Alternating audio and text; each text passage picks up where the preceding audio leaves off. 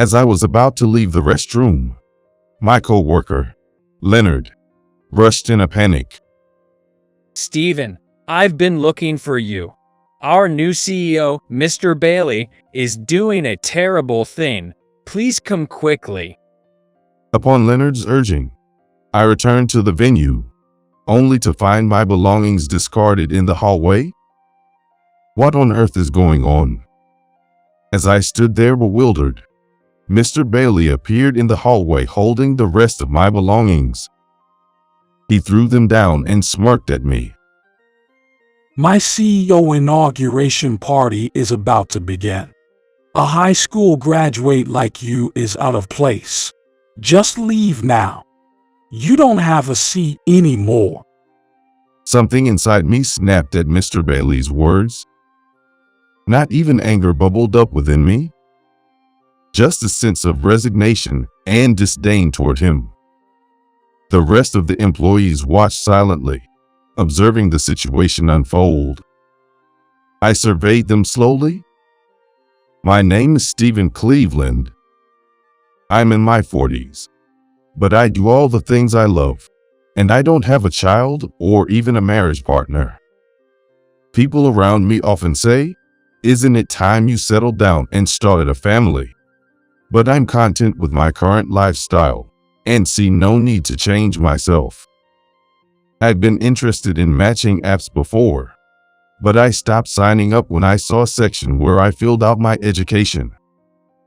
I haven't even attended university. That decision led to my parents cutting ties with me, telling me, "If you won't listen to us, then go live on your own." Others around me constantly mocked me, saying things like, "What's the point if you don't even go to university? Or since you're not that smart, I wonder if you understand things on the first try?" That's why I don't hold any grudges against those people from back then, and, if anything, I'm grateful, because it's those challenges that fueled my hustle mentality. It is true that many people in the world are only concerned about their educational background. At the apparel company where I currently work as a regular employee, Mr. Bailey, who values educational backgrounds, is taking over as the new CEO. I will officially assume the role of CEO at the upcoming CEO inauguration party. I'm Bailey. Thank you in advance for your support. We warmly applauded Mr. Bailey's speech.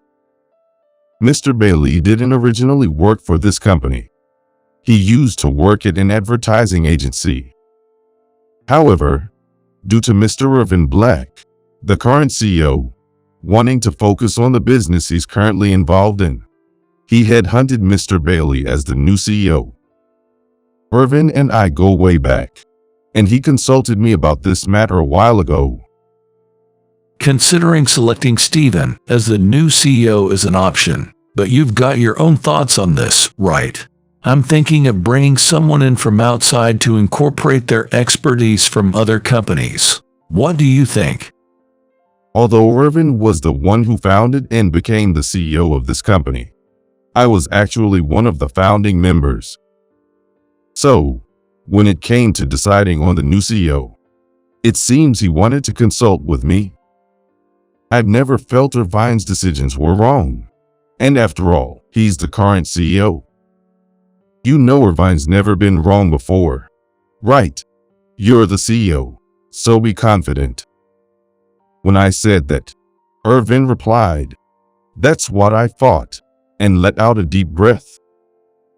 Of course, I didn't expect any objections, but without you, this company wouldn't have grown to where it is now. Even the reason I became the CEO. You promised not to say that, right? Okay, let's end this conversation here. I cut Irvin off and gave his shoulder a pat. Irvin, you shouldn't have the luxury of worrying about this company now, right? Focus on yourself for now. We'll take care of things here. Although Irvin is preparing to venture into the restaurant industry, which he has never dealt with before, he may feel guilty about me working here without a position, even though I've been involved since the beginning. I have no complaints since I'm doing what I want to do, but it may not be the same for Irvin. The reason Irvin was chosen as the CEO of this company is probably because, compared to me, a high school graduate, Irvin, who graduated from a famous university, is more trustworthy. It was a rational decision, and even if I were to go back to that time, I would make the same choice again. Because of the hardships I faced due to my educational background, I strongly believe in this. So, when Mr. Bailey, who I greeted earlier, suddenly made a sarcastic remark while flipping through documents, I didn't feel surprised, but rather nostalgic. Stephen Cleveland. His education is terrible. Hey, where is he? The documents in Mr. Bailey's hands must contain data, such as resumes with personal information of employees. He must have been curious about my background when he sighed. Yes, I'm Stephen. Nice to meet you. When I responded to the summons and greeted him, Mr. Bailey continued, ignoring my words. As the CEO, I want to make this company bigger. If there's even a slight drop in performance, someone like you will be the first to be let go. Remember that. I knew exactly what criteria he was using, of course. But I didn't want to leave it vague, so I deliberately asked Mr. Bailey, "What do you mean by that? Could you please explain in detail?" Mr. Bailey chuckled and explained in a mocking tone.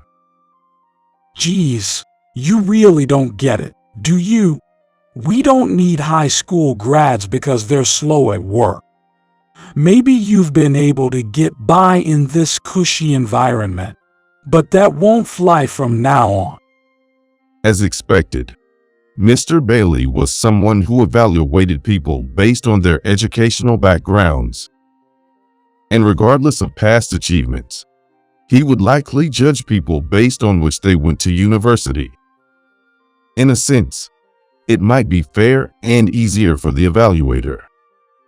However, I just don't think it's the right way. If education and job performance are related, there is no need for a job in HR. It is necessary for HR and executive positions to recognize qualities that cannot be found in resumes and educational backgrounds. As I pondered this, Leonard, who had recently joined the company, stood up. I'm Leonard. I don't understand. Stephen has been. While I silenced Leonard with a nudge of my elbow, I admired Leonard's fearless attitude of expressing his opinion to his superiors. Despite being young, he has some rough communication, but Leonard is more enthusiastic about his work than anyone else. No matter how hard I asked him to do it, he was trying to meet it, understand its true intent, and do it. Youngsters with such passion for their work are rare these days. Because he was such a man, he could have said to the new CEO that he felt uncomfortable. But as for Mr. Bailey, he murmured, "Leonard," and continued flipping through the documents without listening at all. Then, with a satisfied nod, he muttered, "Found it." It seems he found documents related to Leonard. Leonard, you really don't need to worry about a thing. You graduated from a prestigious private university, and you even went to graduate school to study business administration. You should be in our company. I'm not saying studying at university is completely meaningless, but it's hardly applicable in the real world. Most of what I know, I learned on the job. It was Stephen who taught me. "Enough already," I whispered to the side. But Mr. Bailey, impressed by Leonard's unwavering rebuttal, commented, In this day and age, among many young people lacking motivation, you're truly a promising young man. Furthermore, Seeking to learn even from incompetence is the most excellent evidence. So, without any worries, just keep doing what you've been doing. I don't want to talk about that, Leonard voiced out. But whether his words reached Mr. Bailey or not, he cleared his throat and proceeded to conclude the greeting. Well then, I'll excuse myself for now. I'd like to see the workplace before taking office, so I'll come back later. With that, Mr. Bailey left the floor. Though the other employees didn't seem particularly fond of Mr. Bailey, they knew I didn't tolerate gossip or malicious communication, so they all returned to their respective tasks without saying anything. Amidst this, Leonard continued to express his dissatisfaction beside me. I'm not satisfied. Why does he get to do whatever he wants? I gave Leonard's disgruntled shoulder a pat as he furrowed his brow. Leonard, I get where you're coming from, but what's the use of bad-mouthing the next CEO? Do you think that's going to have a positive impact on those around you? Leonard, feeling indignant on my behalf as if he were the one insulted, was like a kind junior. But thinking about Leonard's future, I wanted him to cherish the company's culture. With that in mind, I decided to speak sternly. Every person has those they get along with and those they don't. But just working with those you get along with isn't enough, right? We're doing creative work here. Facing those we don't get along with might just lead to something new, don't you think? Leonard listened earnestly to my words and finally nodded slowly. Got it. I'll work harder to adopt Steven's way of thinking. Watching Leonard head back to work, I returned to my own tasks. As I continued inputting data on the computer, various things became clearer. Who exactly was buying our brand? What site are we accessing? How many repeat visitors do we have? These are valuable data and will lead to future improvements. As I concentrated on the screen, I felt someone standing behind me. When I turned around, Mr. Bailey was standing behind me. Taking it easy on the job, huh? Or is it that you're only getting work done because of overtime? He still had that sarcastic tone. Suppressing my discomfort, I responded with a smile. It takes time, but this is also an important task. Surprisingly, I draw inspiration from places like this. If my response didn't sit well with him, Mr. Bailey said, "Move over," and began operating my computer. With quick typing, the date entry task was finished in no time. After swiftly transcribing the unit prices and order quantities, he mechanically pasted this array. There, it's done. How much time do you intend to spend on such a task? I don't want you to think you're actually working by doing something like this. Thank you. However, the purpose of this isn't just data entry. Of course, it will also be used for profit and loss calculations. But I want to analyze this data. I replied, trying to keep things as smooth as possible. But Mr. Bailey, with red eyes, said to me, What analysis? What good does it do to just look at these numbers? People like you, who haven't studied properly, won't come up with any decent ideas anyway. So thinking is just a waste. His condescending tone left me with no desire to respond. As I silently listened, Mr. Bailey's words seemed to go on forever. You're slow at data entry and dumb, so you're useless. Instead of being in the office, go out and do sales. Our company operates through online sales, and we don't engage in face-to-face communication or push sales. Certainly, as Mr. Bailey mentioned, there are aspects of traditional business that need to be valued. However, feeling like he didn't really understand the reality of our company, I started to feel uneasy. That guy is so slow moving. All right, got it. I'll take care of the rest. So why don't you go grab some coffee or something? Although I thought it would be a bad idea to let the new CEO enter data, I went out and bought a cup of coffee to make the situation more peaceful. With the formal arrangements in place for Mr. Bailey's inauguration as CEO, a party to celebrate the new CEO's inauguration was scheduled. Although it's called a party, it's not a grand event held at a hotel. Since it's a start-up with few employees, it's customary to hold a party in the office. In our company, we've been deepening friendships like this with new employees.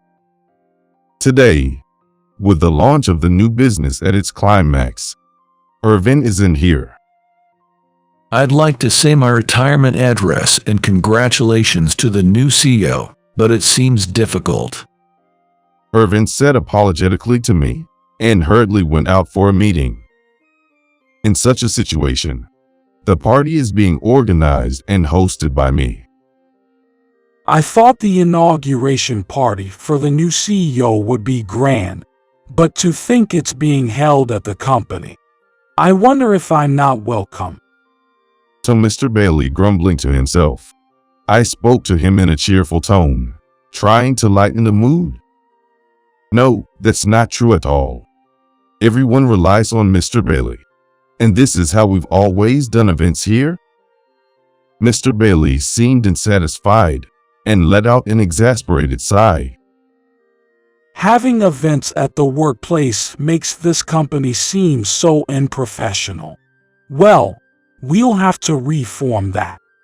But more importantly, Mr. Bailey paused, then looked down at me disdainfully. what annoys me the most is how this high school graduate keeps trying to suck up to me, the new CEO. I want you to stay out of my sight as much as possible. His words ignited a simmering anger within me. However, today's party was for Mr. Bailey. If I get emotional here, this party would be ruined. So, I took a deep breath to calm my anger and headed to the restroom to compose myself. After a moment alone, my anger gradually subsided. I looked at myself in the mirror, forced a smile, and nodded, reassuring myself that everything would be okay. As I was about to leave the restroom, Leonard rushed in frantically. Steven, I've been looking for you. Our new CEO, Mr. Bailey, is doing a terrible thing. Please come quickly. Following Leonard's lead, I returned to the venue only to find my belongings scattered in the hallway. What on earth was going on? As I stood there bewildered, Mr. Bailey emerged from around the corner, holding the rest of my belongings. With a smirk, he tossed them towards me. My CEO inauguration party is about to begin. A high school graduate like you is out of place. Just leave now. You don't have a seat anymore. Something snapped within me at Mr. Bailey's actions. I felt no more anger, only resignation and contempt. The rest of the employees watched in silence, observing the unfolding situation. I glanced at them briefly, then uttered a short response. "Let's go home." Yes. With this brief exchange, the employees all began preparing to leave for home. Leonard, in particular, took an envelope from his pocket and handed it to Mr. Bailey with both hands, containing his resignation letter. Congratulations on becoming the new CEO. I can't work under your leadership, so please accept this. Witnessing Leonard's actions, the other employees followed suit, expressing their intentions to resign one after another. It seemed that not only Leonard, but all the employees harbored a desire not to work under Mr. Bailey.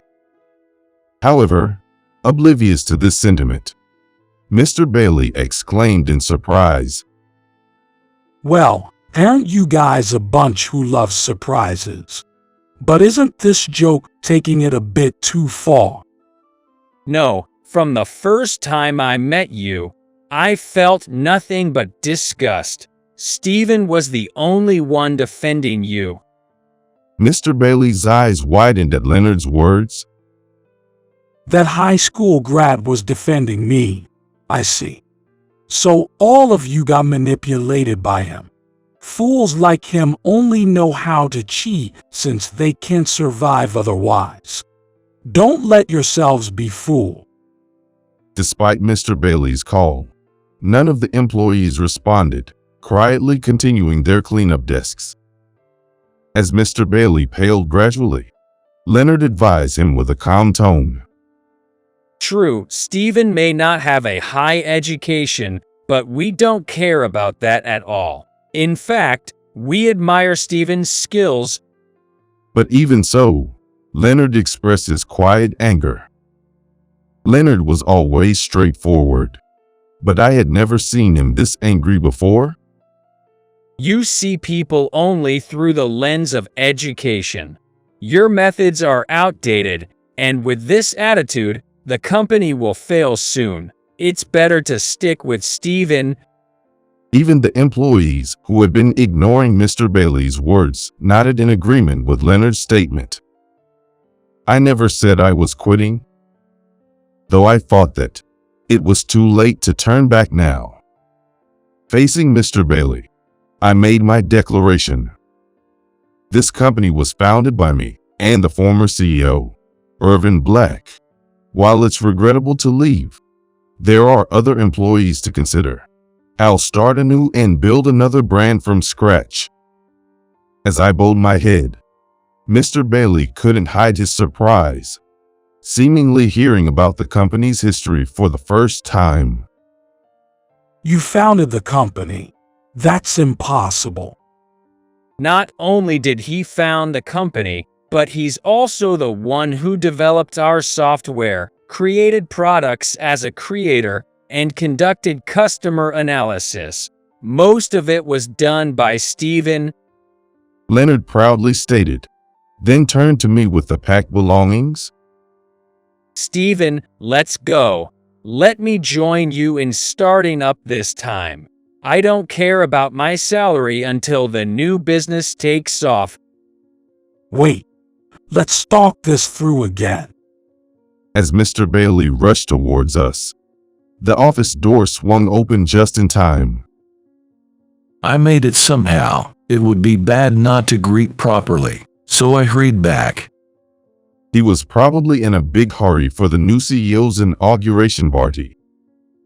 Irvin, speaking while catching his breath, looked puzzled by the unusual atmosphere. What on earth happened? Some people are already getting ready to leave. Irvin, we're leaving today. I said to Irvin, who seemed unable to keep up with what was happening, while Leonard nudged me from behind. I'll fill you in on the details later. For now, please talk to Mr. Bailey. As Leonard cheerfully announced, everyone's leaving. All the employees left the company, leaving Irvin and Mr. Bailey behind. That night, Irvin and I met up at a bar. Unable to decline Leonard's insistence on joining us, the three of us sat facing each other with beer steins in hand. I said to leave the party to you. So how did things end up like this? Well, I guess it's partly my fault for leaving it all to you. I'm really sorry. It was my fault for getting emotional. The unprecedented inauguration party for the new CEO was, of course, canceled. In the end, Irvin couldn't get any answers from Mr. Bailey about what had happened, so Leonard and I explained the situation in detail. Learning that Mr. Bailey had threatened to fire me based on my education and had insulted high school graduates as incompetent, Irvin was speechless. If he becomes CEO, no one will be able to follow him. So, what will happen to our company from now on? Upon Leonard's inquiry, Irvin appeared to have a troubled expression. Once I appoint someone as a CEO, it's not easy to remove them. If he were to resign, we'd have to go through the proper procedures. That's how organizations work. I might have skipped a few steps by acting too hastily. I see. Leonard said with a sunken face. Seeing Leonard like that, Irvin apologized to us. Mr. Bailey's behavior is inexcusable, and you guys were getting emotional. But ultimately, the responsibility lies with me, and I apologize for making you uncomfortable. Seeing Irvin not raising his head, Leonard hurriedly spoke. But you were busy, and you hired someone with a proven track record from another company. No, it's definitely my fault, and I was busy with other businesses, not this one. This won't do. Interrupting Leonard's words, Irvin offered an explanation. And then, he proceeded to discuss the future. In any case, things can't continue like this. We have a responsibility to explain the mass exodus to the venture capitalists who invested, and then it's a matter of whether Mr. Bailey will accept it gracefully. I looked at Irvin, who was speaking solemnly, and worried about the future direction of the company we had founded together. While I think we could start over from scratch, the current company is also irreplaceable to me. I'd like to participate in the discussion between Irvin and Mr. Bailey. I requested Irvin, and we parted ways that day. A few days later, a meeting was held with me, Irvin, and Mr. Bailey. Once again, despite Leonard insisting, I absolutely must participate. It was decided that Leonard would attend as a third-party witness from the field. The agenda, of course, was whether Mr. Bailey should continue as the CEO given the future direction of the company. I'll be direct. I believe Mr. Bailey should step down as the CEO. Mr. Bailey seemed prepared for this, but visibly swallowed hard upon hearing it. Then he shook his head slowly.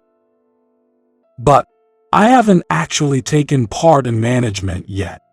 If you're saying the performance has declined since I took over as the CEO, I can understand.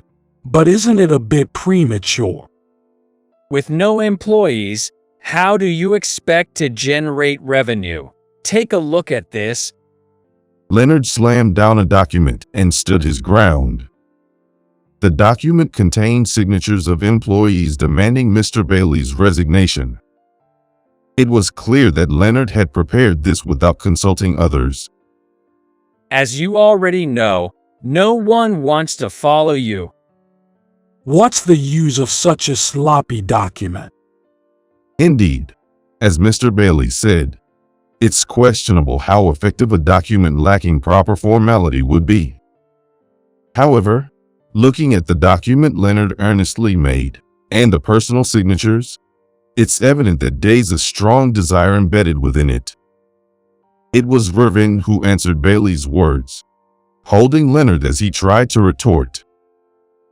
But this can't be ignored. Irvin handed out another document to the three of us. It was from the venture capitalists. Irvin promptly sent a management report to the fund that had invested in the company and received a response. It stated that the CEO should resign.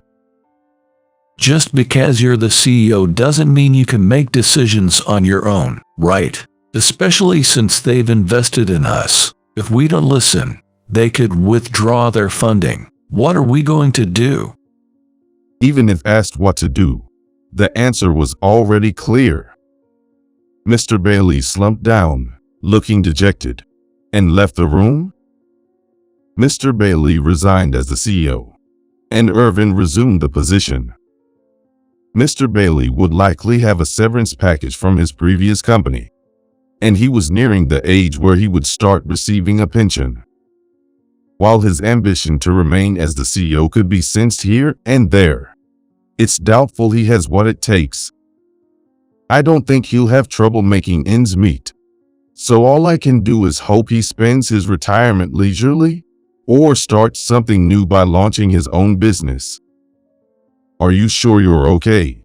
It's not worth overworking yourself to the point of breaking down, you know. When I expressed my concern to Irvin, he shook his head. If you're not going to take up the mantle as the CEO, then I have no choice but to do it, right? Besides, if I can't protect the company I founded, what good is the next venture? When Irvin left, I said, "Don't push yourself." To be honest, I'm relieved this company didn't go under. Of course, I care about each and every employee's livelihood, and I have a strong attachment to this company. Starting a new business from scratch might be enjoyable, but I don't want to lose this company. It's also a testament to the fact that even without a prestigious education, I've realized that with hard work, anything is possible. From here on out, I want to do everything I can to help this company grow. Several years later, while fulfilling his duties as the CEO of an apparel company, Irvin expanded his business into the food and beverage industry, further enlarging his business empire. Irvin's long-standing wish to own a restaurant has come true, and I couldn't be happier for him, almost as if it were my own accomplishment. Meanwhile, while maintaining my position in the apparel company, I'm also preparing to launch a new venture. It's a company related to social welfare, aimed at supporting children who struggle with school attendance, academics, or need familial support. I've often wished for a place to support me during tough times. I want to help those kids who are going through the same struggles as me, because I know there are many of them out there. Expanding my own possibilities ultimately depends on me. However, wouldn't it be nice if there were social spaces outside of school that could provide support and assistance? Perhaps even people like me, who have struggled in the past, could find a place and delve deeper into their interests. That's the kind of place I want to create. That's what drives me now.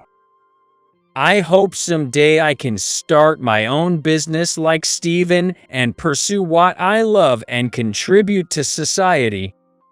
Leonard said, his eyes shining. You can do it.